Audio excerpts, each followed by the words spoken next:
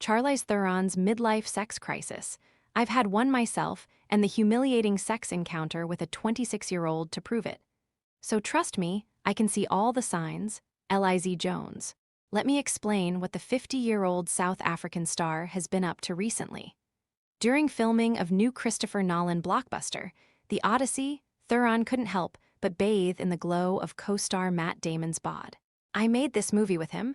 I've seen him without all of that suit on," she said of Damon during a recent interview to promote the film. An unlocked iPhone 14 for just $299?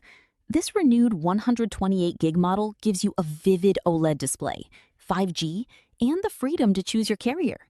Want to check today's Amazon deal? Scan the QR code now or visit grabdeal.us/6 before it's gone. He looked amazing, yes. The talented Mr. Ripley puny pasty geek is long gone. We all get crushes on movie stars as a child.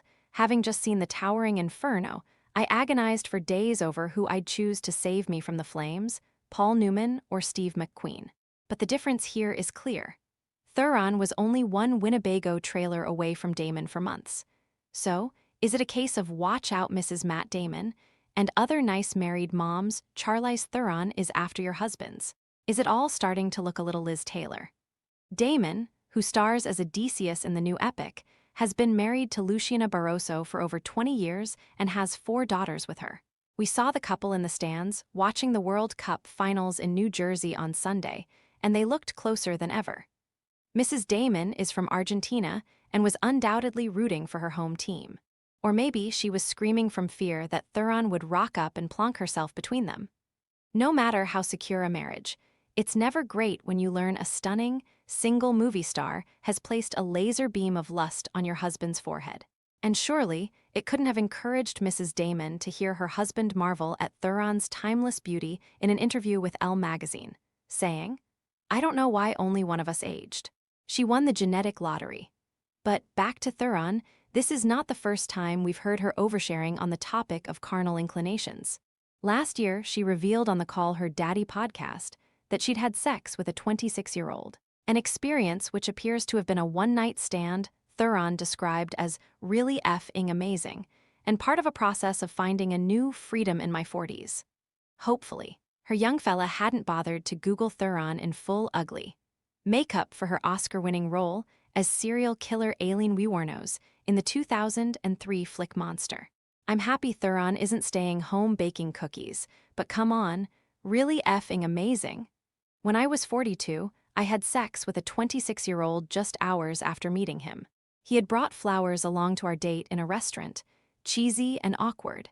He didn't have a credit card to pay for dinner, hadn't yet learned to drive, and still lived with his mother. He wore a Brazil football shirt and bragged about his collection of sneakers. And don't forget, a younger man's gaze can swiftly turn accusatory, if not even cruel, even for a woman as flawless as Theron. "Try not to break a hip," was my hookup's refrain as I staggered in heels to my bedroom. Theron has refused to don middle-aged dresses and cardigans now that she's in her 6th decade, instead letting it all hang out, embracing this summer's ubiquitous knickers and sheer trends, while in Paris for Fashion Week and to promote the Odyssey. She looked super skinny while prancing around the City of Light, prompting social media commentators to write, "Ozempic face," with a figure that raises alarm bells. Or it could just be that working for a famously demanding director was grueling. I understand how appearing alongside a drop-dead co-star like 29-year-old Zendaya would make most women want to slink away with tail between legs, something an actress, contractually obliged to turn up on red carpets, cannot do. Theron's body, her confidence in how she looks, is simply part of her job, her tool, her currency, exactly like being an athlete. But in perving so openly about a male co-star, Theron has taken turning the tables on objectification a little too far. It's much like me screaming every time sexy British soccer champ Jude Bellingham, 23, got the ball or took off his shirt during the World Cup. Deeply undignified, but a heck of a lot of fun. Still, there's a jolly good reason we must give Theron and me some slack, especially considering that men have been objectifying women since long before Homer took pen to parchment 3 millennia ago. Theron, who's been romantically linked to everyone from Sean Penn to Irish actor Stuart Townsend, recently explained that she's unsure if she'll ever share a home with a partner again, let alone get married. A decision that surely stems from her horrendous childhood. Her behavior doesn't mask weakness, insecurity.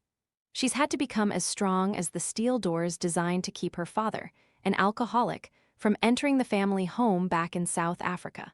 When she was 15, Papa Theron tried to kill Charlize and her mother, who shot and killed him in self-defense.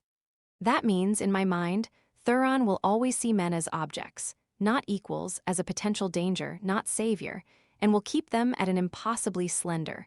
Remember the iconic adverts for Dior.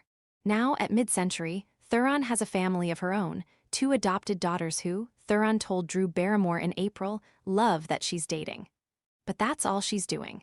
She's doubtless telling her girls to be safe, earn your own money, never be trapped by a big lug with a neck as thick as his brain. Theron's outspoken comments about her co-star, her reveling in her own body and success, her dalliance with a toy boy, and if he's penniless, as mine was, of course you hold the power, doesn't come from a place of desperation, which is what people always think when women are more predator than pathetic princess. Charlize is flipping the narrative, going it alone, expressing her sexuality, and people are uncomfortable with that.